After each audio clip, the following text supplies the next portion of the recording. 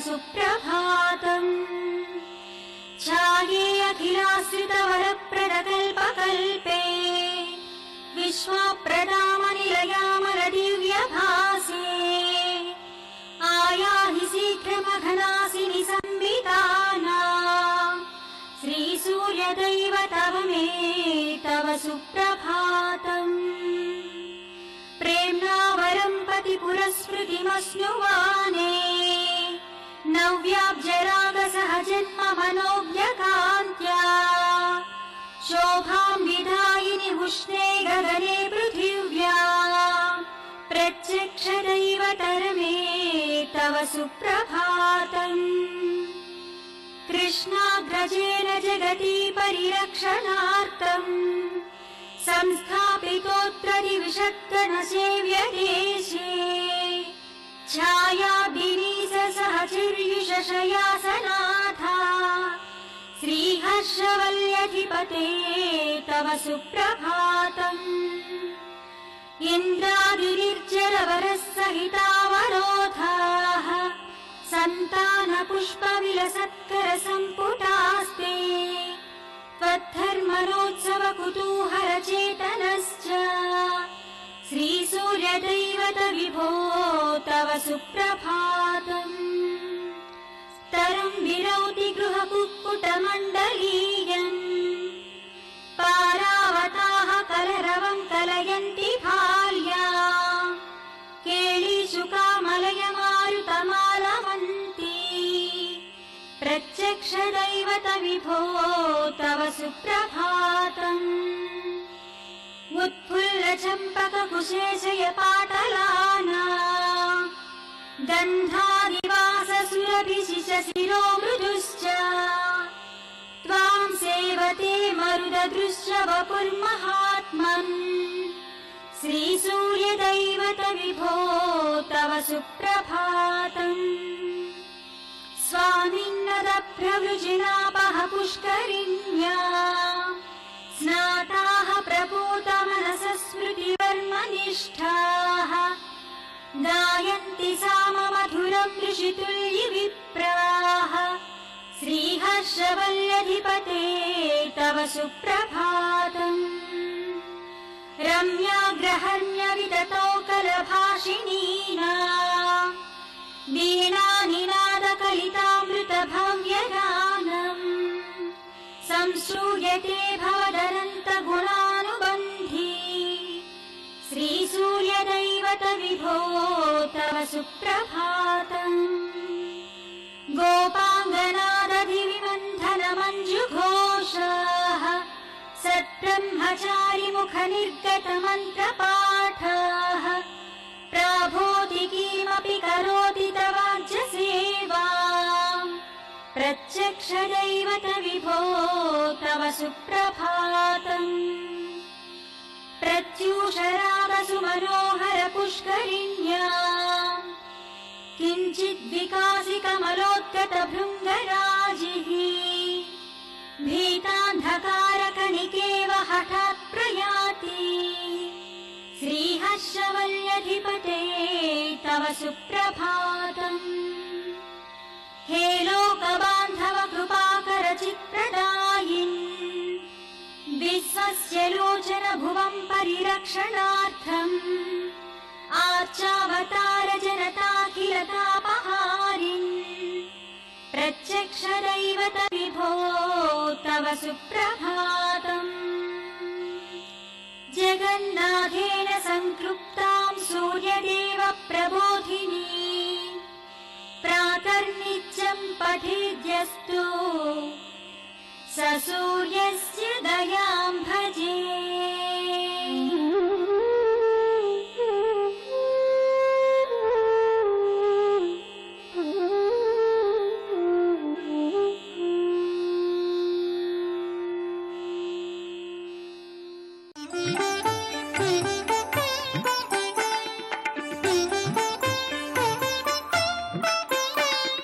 దాదాపు ఊళ్ళో ఉన్న 1000 మంది వింటున్నారు, కానీ వీళ్ళ కోసం విమానాలు రాలేదు. మా వాడికి ఒక్కడికే విమానం వచ్చింది. ఏమిటంటే వీళ్ళందరూ వింటున్నారు కానీ ఒకడు గంటకి, ఒకడు అరగంటకి తర్వాత రావడం, ఒకడు మధ్యలో సెల్ ఫోన్ మాట్లాడుకోవడం, వాడికి వల్లే భక్తితో వినలేదు కనుక వీళ్ళకి విమానాలు రాలేదని చెప్పారు. చూడండి అందులో. మీరు ఈసారి తప్పక వినాలి. రేపు మేము జూన్ 18వ తారీఖు నుంచి బృందావనంలో భాగవత సప్తాహం చేస్తున్నాను. ఆ వినడానికి ఎవరైనా రావచ్చు కదా, హాయిగా అక్కడ భోజనాలు పెడతారు కనుక ఫ్రీగాను. మీకు వీలుంటే వినండి. ఈ కథ సంపూర్ణంగా అక్కడ విందురు కానీ, ఎందుకంటే నేను భాగవతం ఇప్పుడు చెప్పకూడదు, ఇది హనుమత్ కథ కనుక. ఆ అనుమానం వాడికి వచ్చింది. ఇన్ని వేల మంది వింటూ ఉంటే ఒక్కడికే మోక్షం రావడం ఏమిటంటే శ్రద్ధ లేదు. దానికి ఏం చేయాలన్నాడు. పురాణం విన్నంతసేపు సమయమునకు గురువు గారి కంటే ముందు రావాలి. ఆఖరణ ఆయన లేచి వెళ్ళాక నిజానికి ధర్మం ప్రకారం వెళ్ళాలి. ఈయన వెళ్లకుండా వెళ్ళకూడదు. ఇది కఠోర నియమం. స్వస్తి చెప్పాక ఆ తర్వాత దాంతోపాటు ఇంటికి వచ్చాక దానిని మననం చెయ్యాలి. మీ వాడు పాపాత్ముడనే భయంతో, భయం ఎక్కువ ఉండడం వల్ల అందరికంటే ముందొచ్చి వెదురుగర్లో కూర్చునేవాడు, అందరికంటే ఆఖరణ వెళ్ళేవాడు చూరులోకి.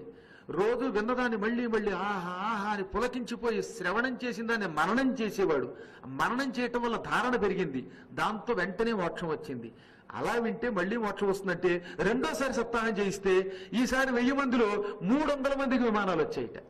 ఇంకా 700 మందికి మాత్రం ఇంక ఎన్నిసార్లు చెప్పించినా విమానాలు రావులే, వీళ్ళు ఇలాగే వింటారు. ఎన్ని చెప్పినా ఆయన అలాగే చెబుతాడు. మనం ఆయన మొదలెట్టాక అరగంటకు వద్దాం అనుకుంటూ ఉంటారు. ఇక వీళ్ళకి నా వల్ల కాదు బాగు చేయడం అని మూడోసారి చేయించలేదని ఉంది అందులో. కాబట్టి ఎందుకు చెప్తున్నానంటే మనం వినేటటువంటి శ్రద్ధని బట్టి, మనం దాని మీద లగ్నం చేయడాన్ని బట్టి, విన్న కథని మళ్ళీ బయటికి వెళ్ళాక 10 మందికి చెప్పడం, దానిని ధారణ చేయటం. ఇప్పుడు మీరు గ్రహణం చేస్తున్నారు. గ్రహణం చేశాక ఏం చేయాలి? జ్ఞాపకం పెట్టుకోవాలి. ధారణ అది ఎప్పుడు వస్తుంది? ఇతరులకి చెబితే. టీచర్ ఎప్పుడు గొప్పవాడవుతాడంటే ఎంత చదువుకున్నా కాదు, పదే పదే పాఠం చెప్పగా శ్లోకాలు కంఠస్థం వస్తాయి. అదనమాట రహస్యం. అందుకని గ్రహణ ధారణ పటుత్వంతో మోక్షం పొందగలుగుతారు. ఎంతంతలావు పెలవులు, నల్లని శరీరం, ఏతాకుల్లాగా పొడుచుకుని నెత్తి మీద కనిపిస్తున్న ముళ్ళల్లాంటి తల వెంట్రుకలతో, ఎర్రని కళ్లతో, 4 చేతుల్లో కత్తులు, పాశాలు, అంకుశాలు పుచ్చుకుని ఒరే పాపాత్ములారా అని పళ్ళు పటపట కొరుకుతున్నారట. వికారవక్త్రం, భయంకరమైన ముఖాలతోటి ఉన్నారు. రోషనిష్ఠూతులు అంటే ఏమిటో తెలుసా? కోపంతో నోట్లోంచి అగ్ని జ్వాలల్ని వెదజల్లుతున్నారు. అనగానే వాళ్ళ నోట్లోంచి నిప్పులు ఒకరు బయటకు వస్తున్నాయన్నమాట. మంటలు బయటకు వస్తున్నాయట. నిప్పులు కక్కడం అంటే అది. మనం నిజంగా కోపంతో నిప్పులు కక్కుతున్నాం అంటాం కానీ నిప్పులు కక్కలేం, కోపం ప్రదర్శిస్తాం కానీ. వాళ్ళు నిజంగానే కోపంతో ఉండగా వాళ్ళ నోటిలో నుంచి మంటలు బయటకు వస్తున్నాయి. ఎంతంత నిప్పు కణుకులు బయటకు వస్తున్నాయి. జనన త్రాస కరాజ్యతాయత సుపాశ శ్రేణిక హేతులన్, జనుల్ని చంపడానికి ముందు భయపెట్టడానికి చేతుల్లో ఇంతంత తాళ్లు పుచ్చుకుని వస్తారు, కత్తులు మొదలైనవి పుచ్చుకుని. వాటితో రే రండిరా, మీ పాపాలు పండాయిరా, మిమ్మల్ని శిక్షిస్తావురా అని బెదిరిస్తున్నారట. అటువంటి వాళ్ళని హనన వ్యాప్తి విభీతులన్, చంపడంలో కూడా భయంకరంగా చంపుతారు వాళ్ళు అనమాట. చచ్చే ముందు కూడా వాడికి వేదన వచ్చేలా చేస్తారు. అటువంటి వాళ్ళని ఆత్మానేతలం, ఆనేత అంటే పట్టుకుపోయేవాడు అని అర్థం అనమాట. ఆత్మానేత, ఆత్మల్ని పట్టుకుపోతారు, మన ప్రాణాలను పట్టుకుపోయేవాళ్ళు. అటువంటి వాళ్ళని చూచి వీళ్ళు కంగారు పడిపోయి బాబోయ్ బాబోయ్ అని అరుస్తున్నారట వీళ్ళంతా. ఆ యమకింకరుల దగ్గర ఒక నల్లని 5 అడుగుల శరీరాలు ఉంటాయి. పాపాత్ములు చచ్చిపోగానే వీడి ప్రాణాన్ని ఆకాశంలో అల్లాడిపోతూ ఉంటుంది కదా, దానికి ఒక ఆధారం కావాలి. మన శరీరం ఉంది కాబట్టి మన ప్రాణం మన శరీరంలో ఉంది. చచ్చాక ఈ శరీరం పోగానే ఇంకో శరీరంలో ఈ ఆత్మని ప్రవేశపెట్టాలి. ఆత్మకి శిక్ష ఉండదు, ఆత్మ ఉన్న శరీరానికే శిక్ష. అందుకని యమకింకరులు యాతనా శరీరము అని ఒక శరీరాన్ని తెస్తారు. ఆ శరీరం 5 అడుగులే ఉంటుంది, నల్లగా ఉంటుంది, పొట్టిగా లావుగా ఉంటుంది. కానీ మనం చచ్చిపోయే ముందు ఇంచుమించుగా మన ముక్కులు కాళ్ళు ఎలా ఉన్నాయో అలాంటివి దానికి ఉంటాయి అనమాట. పొడుగు ఉండదు కానీ ముక్కులు అవి అలాగే ఉంటాయి. మనల్ని ఏం చేస్తారట పాపాత్ములు? మనల్ని అనద్దులండి, మనం పుణ్యాత్ములు, మనం గ్యారంటీగా నాతో పాటు మిమ్మల్ని వైకుంఠాన్ని పట్టుకుపోతారు. అలాంటి పాపాత్ముల్ని మాత్రం ఆ నల్లని శరీరంలోకి ఆత్మని ప్రవేశపెడతారు. ప్రవేశపెట్టి వాడిని కొడతారనమాట. ఇప్పుడు ఈ ఆత్మ ఈ శరీరంలోకి వెళ్ళగానే యాతనా శరీరం కర్ర దెబ్బలు తింటుంది, కొరడ దెబ్బలు తిరిగి బాబోయ్ అని ఏడుస్తుంది. వాడు ఏడ్చేది అది. దీన్ని నరకలోకానికి పట్టుకుపోయి పర్రును కోసేస్తే రంపంతో ఆ బాధ వస్తుంది, మళ్ళీ ముక్కలు అతుక్కుపోతాయి. చెయ్యి నరుగుతారు, మళ్ళీ చెయ్యి అతుక్కుంటుంది. అంటే ఓసారి బాధ, మళ్ళీ అతుక్కోవడం, మళ్ళీ నరిగితే మళ్ళీ బాధ, మళ్ళీ అతుక్కోవడం. వీడిని కుంభీపాకం అని ఒక నరకం ఉంటుంది. ఆ నరకంలో ఏం చేస్తారంటే ఒక్కొక్కటి 100 మైళ్ళ వైశాల్యం కలిగిన పెద్ద ఇనప మూకుళ్ళు పొయ్యి కింద పెట్టి, ఆ పొయ్యి కూడా పెద్ద గాడి పొయ్యి మీద పెద్ద ఇనప మూకుడు పెట్టి అందులో బాగా నూనె పోసి ఈ నూనె బాగా మరగవేసి అప్పుడు ఈ పాపాత్ముని యాతనా శరీరంలోనూ అందులో వేసేస్తారు. బాబో ఈయన వేగిపోతాడు కదా, ఆ వేగగానే మళ్ళీ పైకి తీయగానే మళ్ళీ అదా ప్రకారంగా అయిపోతాడు. బతికెవరో బాబు అనుకుంటే మళ్ళీ వేస్తారు, బాబో అని ఏడుస్తాడు. నిజంగా అదండి అనుభవించేవాడికి తెలుస్తుంది, అది నరకయాతన అంటే. ఇప్పుడు అర్థమైందా మీకు? అందుకే జాగ్రత్తగా వినాలి. 40 రోజులు ఇంట్లో కూర్చుని సీరియల్స్ చూసుకోవడం కాదు. సీరియల్స్ చూసుకుంటే సీరియల్ గా శిక్షలే వస్తాయి. ఇలా వేగిపోతాడు 1000 ఏళ్ల పాటు. చావు ఉండదు, మరణం ఉండదు, మహానుభావుడికి పైకి రావడం ఉండదు. ఈ మహాబాధ తట్టుకోలేరన్నమాట. ఆ యాతనా శరీరంలోకి ఈ ప్రాణాలను అందులో పెట్టబోతూ ఉంటే యమకింకరులు, అప్పుడు జరిగిందో తమాషా. ఇద్దరు చొప్పున శంఖచక్ర గదాపద్మాలు ధరించి 4 చేతులు ధరించిన వైకుంఠవాసులు దూతలు వచ్చారు. రావడంతో యమకింకరులు ఈ ప్రాణాన్ని తాడుతో కట్టి యాతనా శరీరంలోకి లాగబోతూ ఉంటే ఆ తాళ్లు పటక్కని కత్తిరించారు, రెబ్బను కత్తిరించినట్టుగా.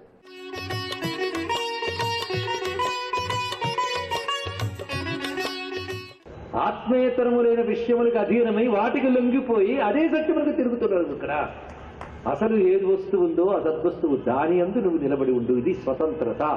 సర్వతంత్ర స్వతంత్ర ఇందాక చెప్పుకున్నాం. సర్వతంత్ర స్వతంత్రం అంటే అర్థం ఏంటి? ఆయన కంట్రోల్ చేసేవాడు ఎవడు లేడు అని అర్థం ఇక్కడికి. ఎందుకంటే బ్రహ్మజ్ఞాని కనుక. బ్రహ్మజ్ఞాని ఎవడు కంట్రోల్ చేయలేడు, ఎందుకంటే ఆయన విషయములు అధీనంలో లేడు. ఆయన సంపూర్ణంగా స్వస్వరూప జ్ఞానంలో ఉన్నటువంటి వాడు. అందుకే అది పొందే వరకు మనందరం కూడా అస్వతంత్రులమే. ఇప్పుడు అర్థమైందా? ప్రవచనం వింటూ ఫోన్ మాట్లాడడం కంటే పాపం మరొకట్లేదు. వాళ్ళకి అందరూ శంకర భగవత్పాదుల విషయం వినడానికి అసలు అర్హత లేదు. తెలుసుకోండి, ఇక్కడ అర్హతలు ఉండాలి. ఇన్ని విషయాలు వింటూ ఇంకా పరవశత ఏమిటమ్మా? విషయాలు వాటి నరకంతో విషంతో పోలుస్తున్నారు. దాన్ని బట్టి మనం మోక్షానికి ఎన్ని వేల జన్మల దూరంలో ఉన్నామో అర్థం చేసుకోండి. మఠం వేసుకోగానే అర్హత కాదు, తీరిక దొరికింది కదా అని కూర్చోవడం అర్హత కాదు. సాధనలో ఉన్నామా లేదా అని ప్రశ్నించుకుంటే ఈ సీరియస్నెస్ అర్థమవుతుందండి. చాలా ప్రధానమైన అంశం ఇక్కడ గ్రహించవలసింది. అందుకు పరాధీనత అనే మాట ఎంత గట్టిగా చెప్పారండి ఇక్కడ. ఎప్పుడూ పరాధీనత, విషయములు లొంగిపోవటం కాదండి. అల్లా ఆయన ఎవరో కంట్రోల్ చేస్తారు కాదు. నువ్వు నీ యొక్క వాటితో నువ్వు పెట్టుకున్నటువంటి అనుబంధం, వాటితో పెట్టుకున్న రాగము, దానితోనే ఏర్పడుతున్నది ఇక్కడ. వాడి తర్వాత మాట చెప్తున్నాడు, కిం సౌఖ్యం, నిజమైన సుఖం ఏమిటో చెప్తున్నాడు. సర్వసంగ విరతి. చాలా గొప్ప మాట అండి. కొందరు అంటూ ఉంటారు ఇవన్నీ మనకు కాదండి అని. మనకు కాదండి అంటే నాకు అసలు మోక్షం అక్కర్లేదండి అని అర్థం. ఇంకేమీ కాదండి ఇక్కడ. దీని అర్థం ఒకటే, మోక్షం అక్కర్లేదు. మనకు కాకపోతే ఇంకెవరికి ఇవన్నీ కూడా. ఎందుకంటే మానవ జన్మ పొంది కూడా ఎవడైతే స్వస్వరూపాన్ని పొందడానికి ప్రయత్నించలేదో వాడికి టైటిల్ ఇచ్చింది వేదమాత. అది ఆత్మజ్ఞ, ఆత్మహ, తనని తాను చంపుకున్నవాడు అన్నాడు. ఎంత గొప్ప టైటిల్ అండి ఇక్కడ. అంటే అర్థం ఏంటి? తరించడానికి అవకాశం మానవ జన్మే, నువ్వేంటో తెలుసుకోవడానికి. అది తెలుసుకోకుండా మానేసామనుకో జీవితం మళ్ళీ అవకాశం వస్తుందో లేదు. అది ఇక్కడ గ్రహించవలసిన మరొక అద్భుతమైన అంశం. అందుకే గొప్ప మాట చెప్పాడు ఇక్కడ, సర్వసంగ విరతి సౌఖ్యం. సంగముల నుంచి బయటపడటమే సౌఖ్యం. మనం అనుకుంటాం ఈ సంఘము నుంచి మరొక సంఘంలోకి వెళ్ళడమే సౌఖ్యమని, కానీ కాదు. సౌఖ్యానికి దూరం అవ్వడమే. సంఘం ఎంత పెరుగుతుందో అంత దుఃఖం పెరుగుతుంది. ఇది గుర్తు పెట్టుకోవాలి. నాకు చాలా మంది జనబలం ఉందండి అంటే దుఃఖం అంత స్థాయిలో ఉందన్నమాట. తెలుసుకోవాలి ఇక్కడ. కానీ ఎంత సంఘం పెరిగితే అంత దుఃఖం అండి. ఇది ప్రతి వారికి స్వానుభవంలో తెలుసు. అయినా పుట్టి పారేస్తూ ఉంటారు. ఎంత ఆశలు పెంచుకుంటారు, సంఘములు పెంచుకుంటూ ఉంటారు. వాటి నుంచి బయటపడడానికి ఉపదేశాలు, వాటి నుంచి బయటపడడానికి ఉపన్యాసాలు, వాటితో పెంచుకుంటూ పోవడానికి కాదు. తెలుసుకోవాలి ఇక్కడ. నిజమైన సుఖం వైరాగ్యంలో ఉంది. నిజమైన సుఖం సంఘము తగ్గించుకోవడంలో ఉంది. కనుక నీ ఆధ్యాత్మ ప్రగతికి పెద్ద కొలబద్ద ఏమిటంటే అప్పటికీ ఇప్పటికీ నా సంఘం ఎంత తెంచుకోగలిగేనని నీకు నువ్వే చర్చ చేసుకోవాలి. ఇది గ్రహించవలసినది. ఇది ప్రధానమైన అంశము.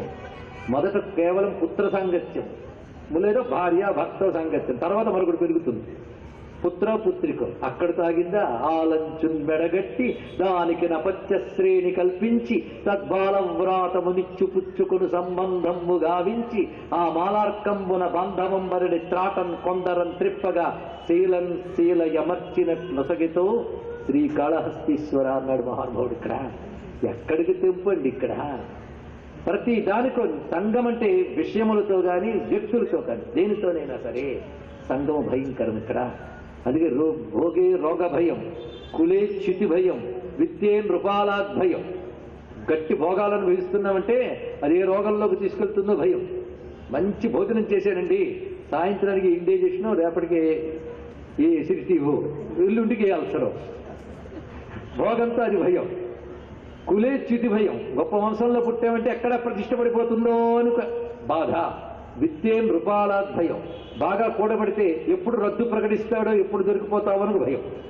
అంతే కదా, ఇంట్లో దాచుకుంటే ఒక భయం, బయట దాస్తే మరొక భయం. విద్యే నృపాలాద్ భయం, సర్వం వస్తు భయాన్వితం భువి నృణ వైరాగ్యమేవ అభయం. ఇది సత్యం, ఇంతకు మించుకోలేదు. కాకుండా మరో మాట చెప్పండి అంటే నాణ్యపంథ విద్యుత అయినాయి అంటే ఇక్కడ. అందుకే సర్వసంగ వెరతెరియా కిం సాధ్యం. కనుక జీవితంలో అలాగని ఎక్కడి నుంచో దూరంగా వెళ్ళిపోక్కర్లేదండి. సంఘం అనేది మనసుకు సంబంధించింది, కానీ ఇవన్నీ మనస్సుతో సాధించుకోవాలి. ఇక్కడ సన్యాసం అంటే వస్త్రాలు మార్చుకు తెచ్చుకునేది కాదు. మనస్సుతో వివేకం ఏర్పరచుకోగలిగి నిస్సంగం ఏర్పరచుకోగలిగితే అది సన్యాస స్థితి. అది తెచ్చుకునే ప్రయత్నం చేయాలి. నీ వల్ల కాకపోతే ఈశ్వర స్థితిని ఇవ్వయ్యా అని ప్రార్థన చేస్తే సన్యాసకు క్షమశాంతో నిష్ఠాశాంతి పరాయి. కిం సాధ్యం భూతహితం. ఇవి కూడా ఆలోచించుకోవాలి. మానవుడు సాధించవలసింది ఏమిటి? ఈ శరీరం స్పృహ ఉన్నంత వరకు మానవుడు సాధించవలసింది భూతహితం. ఇప్పుడు చెప్పండి, మన సనాతన ధర్మం వ్యక్తి యొక్క స్వార్థం గురించి చెప్తోంది అని అంటున్నారే, ప్రాణిహితం కోసం ప్రవర్తించవయ్యా అని చెప్తోంది. ఇంతకు ముందు కూడా ఒక మాట చెప్పుకున్నాం. ఇష్టతమమైన జీవితం అంటే ఏమిటయ్యా అంటే తన కోసము పరుల కోసము కూడా జీవించగలిగేవాడి జన్మే జన్మ అని చెప్పారు. ఇక్కడ ఈనాటికి మనం గురువుల్ని తలంచుకుంటున్నామంటే అర్థం ఏమిటి? వారు ఎలాగో ముక్తి పొందిపోయారు. ఒక శంకర భగవత్పాల్ వారు ఎప్పుడూ జీవన్ముక్తులు అయినప్పటికీ వారు మన కోసం ఆ జ్ఞానాన్ని అందిస్తూ, అయ్యో మానవుడు మోహాంధకారంలో తిరిగి పాడైపోతున్నారే అని వసంతవల్లోకహితే చరంత తిరిగి మనల్ని తరింపజేశారు. ఇక్కడ అంటే మన హితం కోసం ప్రవర్తించారు. ఇక్కడ అందుకు మనకు బోధిస్తున్నది ఏమిటయ్యా అంటే నువ్వు నీ ద్వారా సమాజానికి ఏ హితం చేయగలవు అది చెయ్యి. అది సంఘం పెట్టుకోవద్దు అనగానే నాకు సమాజం అక్కర్లేదని మూల కూర్చోమని కాదు. ఇక్కడ సంఘం పెట్టుకోకుండా నీ ఉనికికి సార్థకం చేసుకోండి. అందుకు గొప్ప గొప్ప సత్కర్మలు చేయడం త్యాగాలు కాదు, నీ ధర్మం అని తెలుసుకోవాలి. ఇక్కడ గొప్ప మాట చెప్పారండి, మనం సత్కర్మలు చేయడం ఇస్ నాట్ ఏ సాక్రిఫైస్, ఇది జస్టిస్ టు యువర్ ఎగ్జిస్టెన్స్ అన్నాడు ఒక మానవుడు. తెలుసుకోండి, ఇక్కడ సత్కర్మలు చేయడం అనేది త్యాగం కాదు, నీ ఉనికికి న్యాయం చేయడం అన్నాడు ఇక్కడ. కానీ మన ఉనికి, మనం జీవించి ఉన్నాము అంటే ఏ రోజుకి ఆ రోజు మనం చర్చ చేసుకోవాల్సిన అంశం పడుకునే ముందు ఈ రోజు ఎంత ధర్మాన్ని ఆచరించాను, నా వల్ల ఇవాళ ఎంతమందికి ఉపకారం జరిగింది, ఇది గ్రహించవలసిందండి. జీవిత పరమార్థమంతా ఉపకారమే. ఇది కలిగితే త్యాగానికి హేతు అవుతుంది, త్యాగం నిశ్చంగానికి హేతు అవుతుంది. కనుక భూతహితం కోసం ప్రవర్తించడం, ఈ మాట మనకు భాగవతంలో కపిలాచార్యులు వారు దేవహూతితో కూడా చెప్తూ అన్నటువంటి మాట ఇది. ఇక్కడ భూతహితం కోసం చేసే ప్రవర్తన గొప్పది. అందుకే నిజమైన ఆధ్యాత్మిక అనుష్ఠానం అనగా మొదటే మన ఉపోద్ఘాతంలో చెప్పినట్లు శంకరులు ఇవన్నీ కూడా మనకు ఆధ్యాత్మిక సాధనగా అందిస్తున్నారు. వివేకం తెచ్చుకో, నిస్సంగుడివికా, భూతహితం కోసం ప్రవర్తించు, కామానికి లొంగకు, శాస్త్రములు చర్చ చేసుకో, సత్పురుషులతో సాంగత్యాన్ని పొందు. ఇవన్నీ దీని నుంచి మనం గ్రహించవలసిన అంశం. అవి జీవితంలో మనం సాధించవలసినది.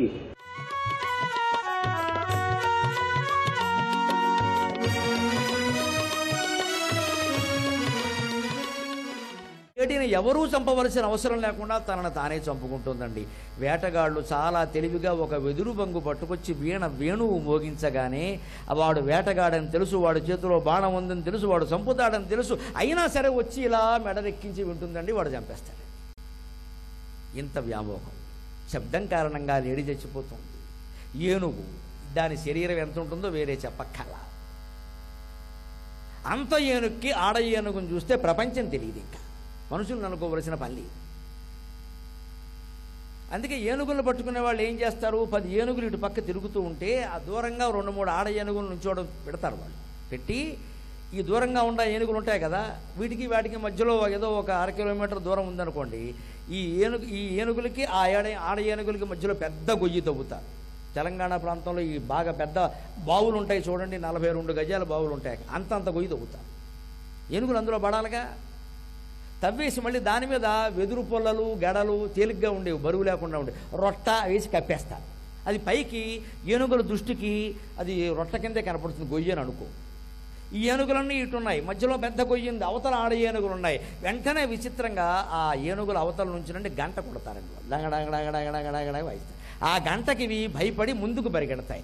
గంట కొట్టడం వల్ల ముందు గుంట చూడకుండా ముందుకెడతాయి, ఎందుకంటే ఆడ ఏనుగులు ఉన్నాయి ఎదురుగా. స్పర్శ మీద వ్యామోహం, ఆడ ఏనుగుని కలవాలి. ఈ పిచ్చిలో పడి ముందు గుంట ఉంది అని కూడా చూసుకోకుండా వెళ్ళి ఆ గుంటలో పడతాయి. అందుకే గుంట కొట్టి గంట వాయించడం అన్నారు. ఎవడైనా కంపెనీ పెట్టి మూసేస్తే గుంట కొట్టి గంట వాయించాడంటారు. ఇందుకే ముందు గుంట కొట్టాడు మనకు తెలియరా, రొట్టతో కప్పాడు. రొట్టతో కప్పడం అంటే ఏమిటి? కృష్ణమండి కంపెనీ కొత్తగా పెట్టినవాడు, మీ బావగారు చేరారండి, గరికపాటి నరసింహరావు గారు చేరారండి, అక్కడ మేమేదో తెలివైన వాళ్ళం లెక్క, మా అందరి పేర్లు చెప్పేస్తాడు. అయ్యి బాబా ఆయన చేరారు, ఆయన ప్రత్యేకంగా చెప్పారని టీవీలో మన గురించి, ఎవరి గురించి చెప్పరండి, ఆయన మన గురించి చెప్పారు. నువ్వు చెప్పడానికి నాకేమి ఇచ్చాడో మీకేం తెలుసు, నువ్వు ఊరికే చెబుతున్నావు. మేమన్నా అక్కడ పతివ్రతలం, ఎవరు చెప్పారు? కానీ మీరు పడిపోతారు వెంటనే, ఆయన చేరారండి, అయితే మేము కూడా. ఇదే రొట్ట కప్పడం అంటే, గుంట కొట్టడం అంటే ఇదే. ఏ మాటలు మనుషులు నమ్ముతారో ఆ మాటలు చెప్పేస్తారు. తర్వాత 6 నెలలకు బోర్డు తిప్పేస్తాడు. మనకి చెప్పడం ఏం చేద్దాం, 6 నెలల్లో రెట్టింపు, తర్వాత రెట్ట ఇంపు అయిపోయింది అంతే. ఇంకా రెట్టింపే వాడు అనతేడం లేదు, సంధి మారింది అంతే. రెట్టు ఇంపు కాదు, రెట్ట ఇంపు. ఇదేనండి గుంట కొట్టి గంట వాయించడం అనే మాట లోకంలో అందుకే వచ్చింది. ఆయన గుంట కొట్టి గంట వాయించాడండి. ఏనుగుల మోసం ఇది. అంటే స్పర్శ కారణంగా ఆడ ఏనుగు మీద వ్యామోహంతో అంత ఏనుగు గోతులో పడిపోతుందయ్యా. కురంగ, మాతంగ, పతంగం, మిడత, మీరు చూపులేటు చూడండి అనేక రకాల. ఇప్పటికి అగ్ని దగ్గర చూడండి ఎన్ని పురుగులండి. కాగితం పెడతారు కొంతమంది, కొబ్బరి నూనె రాసి, ఆ కాగితం మీద చూడండి ఎన్ని పురుగులు అంటుకుని ఉంటాయని, చచ్చిపోయి ఉంటాయేమో సుమారుగా. ఒకటి కాదు, ఒక 100 పురుగులు చచ్చిపోవడం చూస్తున్నాయి కదా, 101వ పురుగుకైనా బుద్ధి ఉండద్దా? అది వీళ్ళందరూ చేరారు కదా అని ఇంగ్లీష్ మీడియంలోనే చేరాలా, దాని కర్మకాలి. అందరూ చేరారు, అందరూ చదివారు, ఇంజనీరింగ్ చదివారు. ఇవాళ ఏమైంది, పూర్వం ఇంజనీర్ గారు, ఇప్పుడు ఇంజ పోయింది, నీరు గారు మిగిలింది, నీరు గారింది. అందరూ అమెరికా, ఇప్పుడు లేదు, ఇంకా అమెరికా లేదు, ఆస్ట్రేలియా లేదు, జపాన్ లేదు, బ్రిటన్ లేదు, అన్నీ ఆగాయి. మొత్తం ట్రంప్ ఒకడు వచ్చి దుంప దించాడు మొత్తానికి, ఇంక వెళ్ళక్కల అయిందిగా. చెప్తే నచ్చదుగా, బాబు ఇక్కడ చదువుకోవా, ఇక్కడ ఉండవా అంటే అబ్బే అమెరికా. ఇప్పుడు ప్రాణాలకు దిక్కు లేకుండా పోయింది. ఇది ఒకటి చేశారని వ్యామోహంలో ఒక 100 పురుగులు అక్కడ వాలి చచ్చిపోవడం చూస్తూ కూడా మళ్ళీ కొన్ని పురుగులు వచ్చి వాళ్తున్నాయి. అదే మిడత, పతంగం. ఎందుకంటే ఆ కాంతి ఆకర్షణ అలా వాలిపోతుందంటే. భృంగము తుమ్మెద, దానికి తుమ్మెద పద్మంలో ఉండే సుగంధానికి వస్తుంది, మకరందానికి లొంగిపోతుంది. ఆ సుగంధపు మత్తులో అది ఎలా ఉంటుందంటే, రాత్రి అయిపోయి పద్మం ముడుచుకుపోతున్నా సరే అక్కడి నుంచి వెళ్ళదండి, అక్కడే ఉండిపోతుంది. ఆశ్చర్యం, ముడుచుకుపోతుంది. పద్మం లోపలే ముడుచుకుపోయి ఉన్నాయట, పొద్దున్నే వెళ్ళిపోతున్నాయట తుమ్మెదలు. వెంకటేశ్వర సుప్రభాతంలో చెబుతారు, ప్రతివాది భయంకరం అన్నాను స్వామి. పద్మే శమిత్ర శతపత్ర గతాళి వర్గాక హర్తుం శ్రియం కువలయస్య నిజాంగలక్ష్మ్యాక భేరీ నినాదమివ బిభ్రతి తీవ్రనాదం శేషాద్రిశేఖర విభో తవ సుప్రభాతం.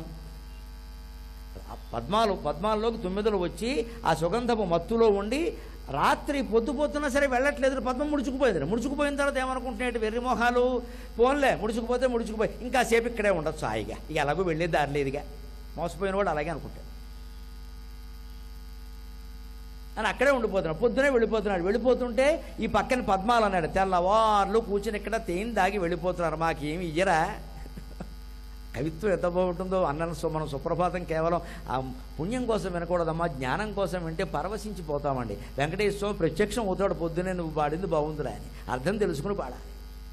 ఊరికి క్యాసెట్లు వినడం పుణ్యం. పొద్దున్నే మా ఇంట్లో రోజు మోగుతూ ఉంటుంది, అదేమో మొత్తైదుగా పుడుతుంది, మనం క్యాసెట్టే పుడతాం.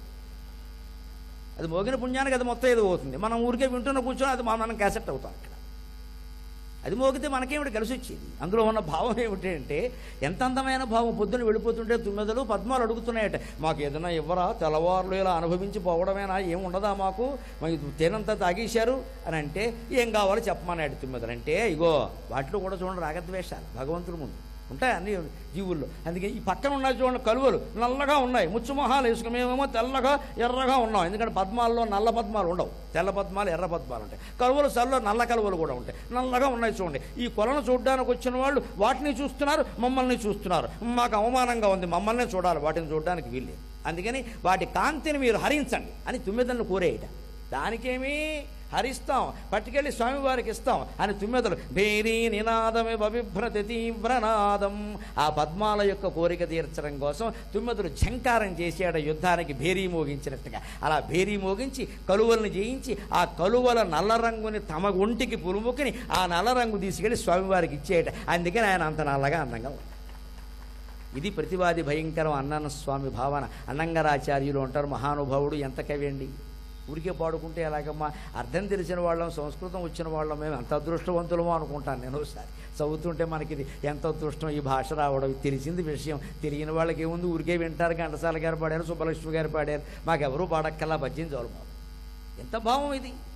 మనం లౌకికంగా ఉండే రాగద్వేషాలు గొడవలు అన్నీ అందులో పెట్టేసి ఆయన పొద్దున్నే అడిగే అవి కోరిక తీర్చడం కోసం తుమ్మెదలు యుద్ధం చేసాయి, కలువలను జయించాయి. కాబట్టే తుమ్మెదలు అంత నల్లగా ఉన్నాయి, కాబట్టే స్వామివారికి ఇష్టమయ్యాయి. ఎవరి రంగు వారికి ఇష్టమండి, దానికి ఏముంది, ఆయన నల్లగానే ఉంటాడుగా, ఆయనకి నల్లగా ఉంటాడు కాబట్టి. నల్లవాళ్ళు ఏమిటి, నల్లధనం కూడా ఇష్టమే, బ్లాక్ అయినా పర్వాలా వేసేయమంటాడు ఆయన. బ్లాకు వైటు నేను చూసుకుంటా, నీకెందుకు, చల్లని నోట్లో వేసేసారు పాపం ఆయనకి, నోటు రద్దయ్యాక కూడా వేసేశారు. ఇది విషయం. లౌకికమైనటువంటి రాగద్వేషాలని మహత్తరమైనటువంటి స్తోత్రాల్లో ఇముడించి చెప్పడం ఎందుకు అంటే, మనకి అర్థం కావాలంటే అది అంతే, మనం ఆ రాగద్వేషాల్లో ఉన్నాం, మనకి ఇంకో రకంగా అర్థం కాదండి. అందుకని శంకరాచార్య చెప్తారు, పురంగ మాతంగ పతంగ భృంగ మీనాక. చేప ఉందయ్యా, అదేమో గాలం వేసాడు ఎవరో ఒక వేట జాలరి, ఆ గాలానికి వానపాము మొక్క ఏదో గుచ్చుతారు దానికి, అంతేకాదు ఇంత నలికెళ్ళ పాము మొక్క ఏదో గుచ్చుతారు, వానపాము తునక. అది కొన్ని వందల చేపలు అలా గాలానికి లొంగిపోయాయి అని తెలుసు, అది మాంసం మొక్క అని తెలుసు, ఆ ఎరలో పడితే మోసపోతామని కూడా తెలుసు. అయినా సరే చేప పడిపోతుందని చేప ఏమనుకుంటుంది, ఆ ఎర్రగా ఎర్రగా ఎర్రగా కనపడుతుంది, ఎంత బాగుందో ఎంత బాగుందో, ఈ పూటకు సరిపోతుంది, ఈ పూటకు సరిపోతుంది. దాని మనసులో ఒక ఆలోచన వస్తుంది, నిన్న ఇలాగే మా మేనత్త మెంగింది పోయింది, మళ్ళీ అంటే అదే మా మేనత్తకి తెలివి లేదు, అది తెలుగు మీడియం నేను ఇంగ్లీష్ మీడియం ఇది మింగుతుంది, ఇది పోయి. ఎన్నో చేపలు గేలానికి చిక్కుకుని పోవడం చూసిన చేపలన్నీ మళ్ళీ వ్యామోహంలో పడుతున్నాయి, మళ్ళీ పోతున్నాయి. అంటే శబ్దానికి లొంగి లేడి నాశనం అవుతోంది, స్పర్శకి లొంగి ఏనుగు నాశనం అవుతోంది, రూపానికి లొంగి మిడతల నాశనం అవుతున్నాయి, గంధానికి లొంగి సుగంధానికి లొంగి తుమ్మెదల నాశనం అవుతున్నాయి, రసము రుచికి లొంగి చేపల నాశనం అవుతున్నాయి. ఒక్కొక్క ఇంద్రియం కారణంగానే అవి అలా నాశనం అవుతుంటే శబ్దస్పర్శ రూపరసగంధాలు 5ంటికి లొంగిపోయే నిన్ను ఎవడు రక్షిస్తాడు రా మానవా అన్నారు. ఇవి 5 ఉన్నాయంటే మనకి శబ్ద వ్యామోహాలు ఉన్నాయి, స్పర్శ వ్యామోహాలు ఉన్నాయి, రూప వ్యామోహాలు ఉన్నాయి, రస వ్యామోహాలు ఉన్నాయి, గంధ వ్యామోహాలు ఉన్నాయి, అన్నీ ఉన్నాయి. ఏది కాదనడానికి లేదు మనం. అందుకని వీటి నుంచి తప్పించుకు ఏం చేయాలో ఒక్క శ్లోకంలో ఆయన చెప్పింది చెప్పుకొని ఇవాళకి మనం సెలవు తీసుకుంటాం.